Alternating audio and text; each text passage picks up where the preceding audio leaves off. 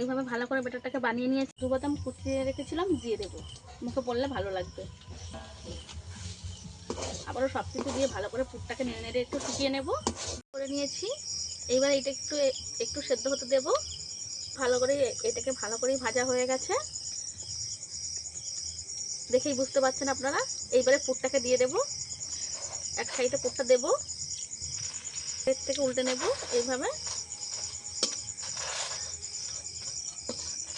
এই যে এবার কয়েক সেকেন্ড উল্টে পাল্টে এটাকে ভালো করে ভেজে নেব।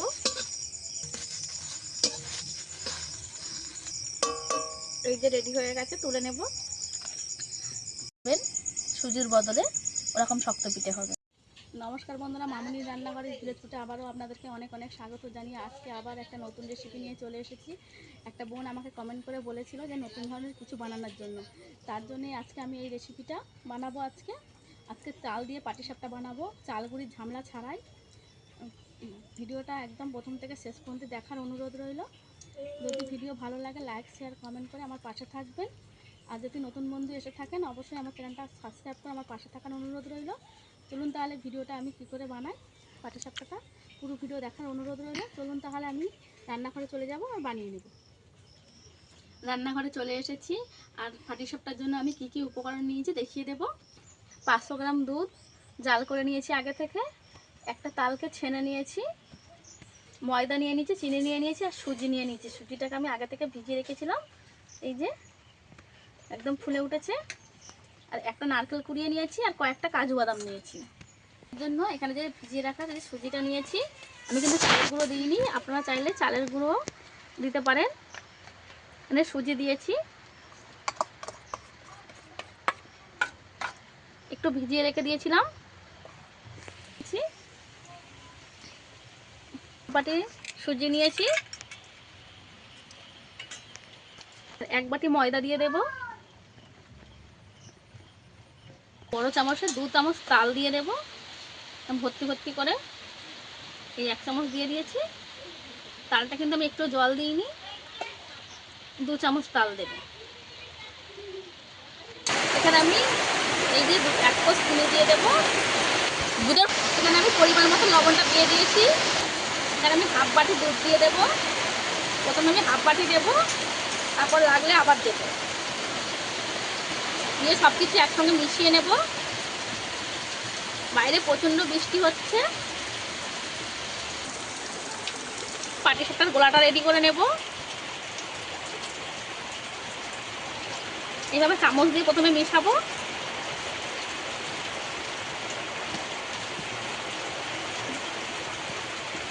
আমি হাফ বাটি দুধ দিয়েছিলাম, আরও হাফ বাটি নিয়ে নেব, দিয়ে অল্প অল্প করে দেব, একবারে দিয়ে দেব না, যাতে করে পাতলা হয়ে গেলে সমস্যা হয়ে যাবে।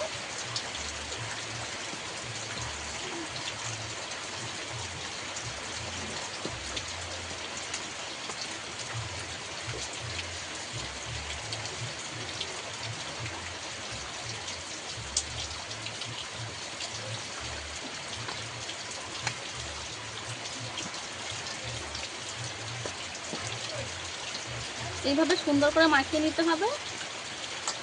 দুধ দিয়েছি, দিয়ে ভালো করে এইভাবে মাখাইছি। এবার এই চামচটাকে তুলে নেব, একটু হ্যান্ড উইচ দিয়ে মিশিয়ে নেব, যাতে করে মিশানোটা ভালোভাবে মেশাতে পারা যায়। এবারে হাত দিয়ে একটু ভালো করে মাখিয়ে নেব। হ্যান্ড উইচ দিয়ে মাখালে ময়দার যে দলা ভাবটা ওটা কেটে যাবে, অবশ্যই করে ওইভাবে মাখাবেন। এই যে কত সুন্দর একটা ব্যাটার তৈরি হয়েছে। আরও একটু দুধ দিতে হবে এতে।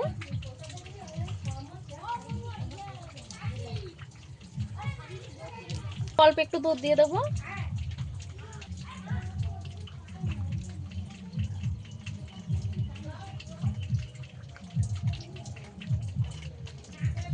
যেন গোলা রুটির মতন ব্যাটারটা হয়।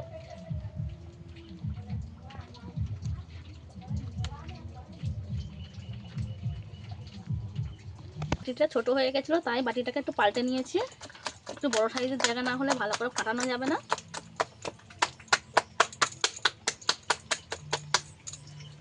এইভাবে ভালো করে ব্যাটারটাকে বানিয়ে নিয়েছি। ব্যাটারটাকে আমি এইভাবে 5-7 মিনিট ধরে ফাটিয়ে নিয়েছি। আর এই যে এইভাবে ব্যাটারটাকে রেখেছি, একদম এইভাবে হাতে ধরলেই যেন পড়ে যায় আর মিলিয়ে যায়। এইভাবে সাইডে রেখে দেব। এদিকে আমি উনুনটাকে ধরিয়ে নিয়েছি। আর একটা উনুনের মধ্যে 200 গ্রাম সুজি নিয়েছিলাম, অর্ধেকটা ভিজিয়ে গলার সঙ্গে দিয়েছি আর অর্ধেকটা আমি ভেজে নেব।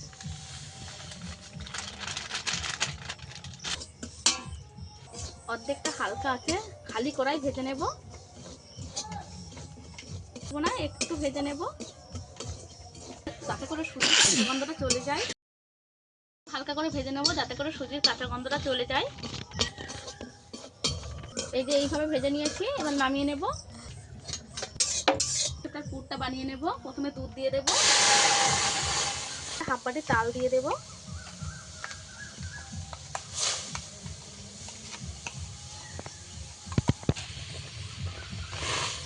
ভালো করে মিশিয়ে নেব।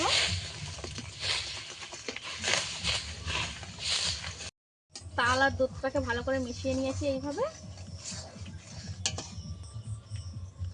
একটা গোটা নারকেল কুড়িয়ে রেখেছিলাম দিয়ে দেব। পুরের জন্য চিনি আমি হাফ বাটি দিচ্ছি, আপনারা মিষ্টিটা কমিয়ে বাড়িয়ে নেবেন।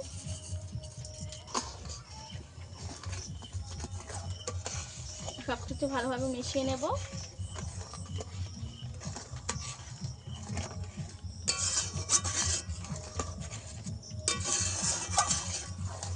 ভালো করে জাল করে নেব।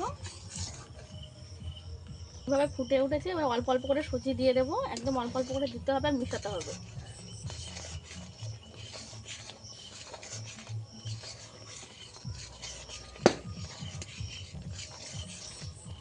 অল্প অল্প করে সুজি দেবো আর মেশাবো, একসঙ্গে দেবেন না, দলা পাকিয়ে যাবে।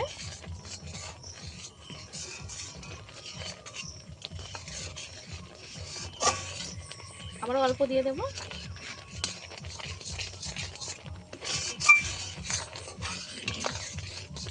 অল্প অল্প করে পুরো সুজিটাই আমি দিয়ে দেবো। পুরো সুজিটাই আমি অল্প অল্প করে দিয়ে দিয়েছি। এবার ভালো করে জাল করে নেব।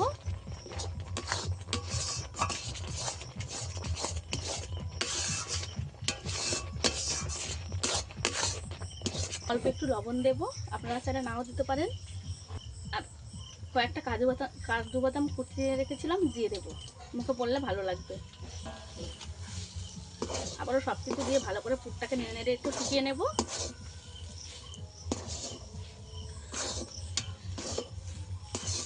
একটু এইভাবে নেড়ে নেড়ে শুকিয়ে নিতে হবে।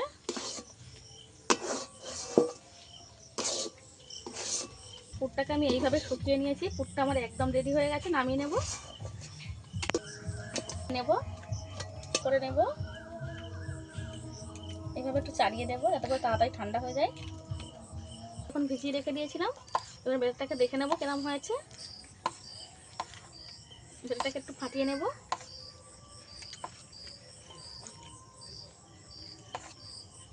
বেশি মোটা করলে কিন্তু হবে না, আবার বেশি পাতলাও করে নিলে হবে না। ঠিক এইভাবে, এই যে এইভাবে যেন এই যে বাটিতে একটা দাগ পড়ে, এইরকম।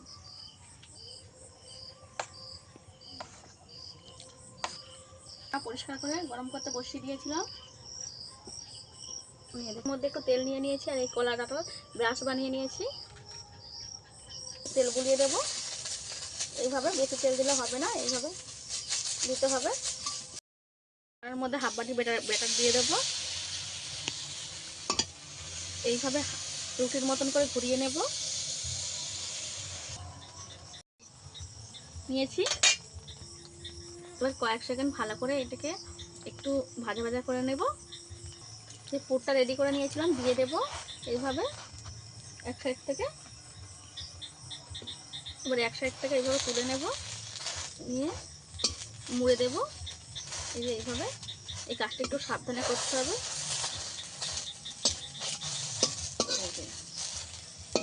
এবার কয়েক সেকেন্ড একটু উল্টে পাল্টে একটু ভেজে নিতে হবে সময় নিয়ে। যেহেতু তাল আর চিনি দিয়ে আছে, একটু লাল লাল মতো হবে। অল্প একটু তেল দিয়ে এপিট এপিট করে খানিকক্ষণ ভেজে নেব। একটু টাইম দিয়ে ভাজতে হবে, নাহলে কাঁচা থেকে যাবে। রেডি হয়ে গেছে, তুলে নেব। একটা পাটিসাপটা আমার রেডি হয়ে গেছে। একইভাবে আবারও একটা দিয়ে দেবো,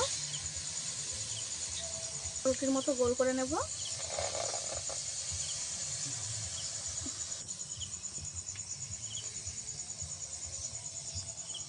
আবারও কিছুক্ষণ রেখে দেবো। সময় কিন্তু বেশি জাল দিলে হবে না, তাতে করে পুড়ে যাবে। এটা ভালোভাবে সেদ্ধ হয়ে গেছে। এইবারে আবারও দিয়ে দেবো পুরটা, দিয়ে এক সাইড থেকে এইভাবে মুড়ে দেবো।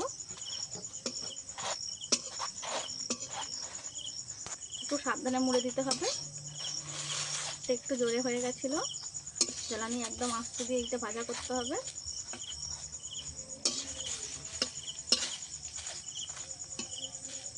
তেল দিয়ে দেবো, দিয়ে ভালো করে উল্টে পাল্টে ভেজে নেব। আপনাদের কাছে একটু নন স্টিলের করা থাকে, ওতে করে করবেন আরও ভালো হবে। আর গ্যাসে করলেও একটু ভালো হবে, জালটা নিয়ন্ত্রণে থাকবে। যেহেতু আমি উনুনে করছি। আমারও একটা রেডি হয়ে গেছে।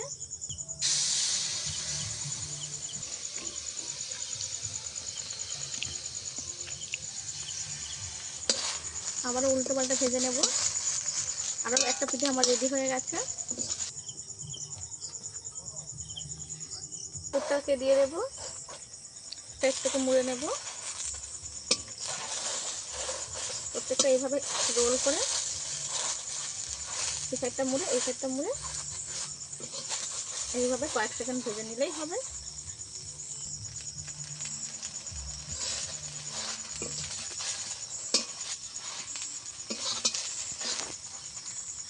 আবারও একটা রেডি হয়ে গেছে, তুলে নেব। আবারও পুরটাকে দিয়ে দেব, পুরটাকে একটু চেপে দেব, এইভাবে নেব। এইভাবে একইভাবে আমি সবগুলোকে কি করে নেব। হয়ে গেছে, তুলে নেব। এই যে করে নিয়েছি। এইবার এটা একটু একটু সেদ্ধ হতে দেব। ভালো করে এটাকে ভালো করেই ভাজা হয়ে গেছে, দেখেই বুঝতে পারছেন আপনারা। এইবারে পুরটাকে দিয়ে দেব, এক সাইডে পুরটা দেব, এর থেকে উল্টে নেব এইভাবে। এই যে এবার কয়েক সেকেন্ড উল্টে পাল্টে এটাকে ভালো করে ভেজে নেব।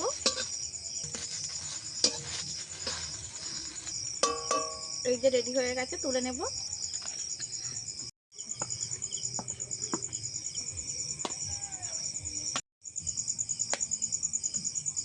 দিয়ে দেব, এইভাবে একটু চেপে দেব, দিয়ে এক সাইড দিয়ে মুড়ে দেব।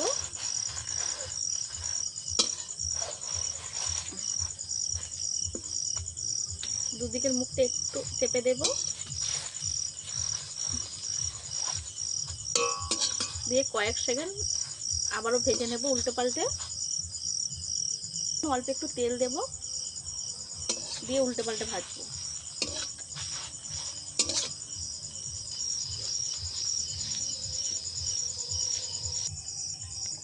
আবারও একটা হয়ে গেছে, নামিয়ে নেব।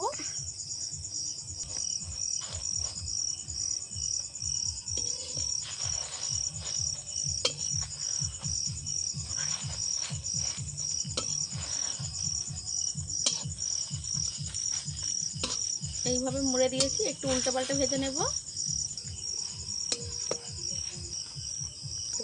দেব,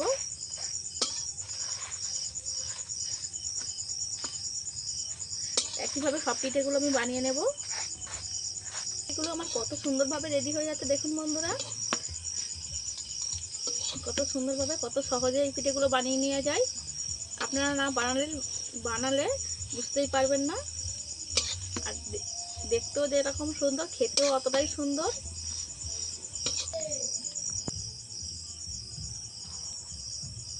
এই পিঠেটা বানানো হলেই সব পিঠে আমার বানানো হয়ে যাবে।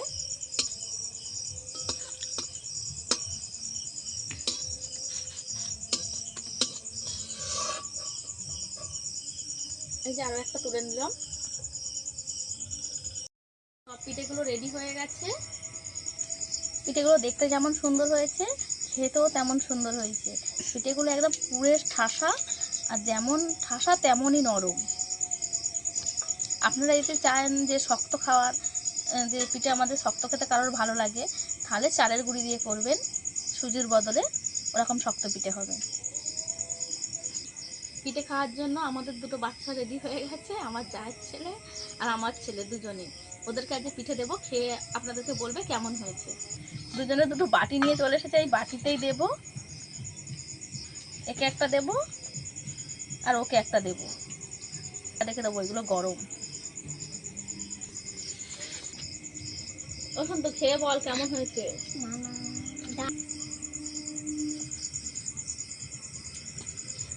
খুলতেছিস কেন? এদের পিঠে খাওয়ার অ্যাকশনটা দেখেই তো বুঝতে পারছেন আপনারা যে পিঠেটা কত দারুণ হয়েছে। এখন তো কেমন লেগেছে পিঠেটা? দারুণ। তোর কেমন লেগেছে? দারুণ।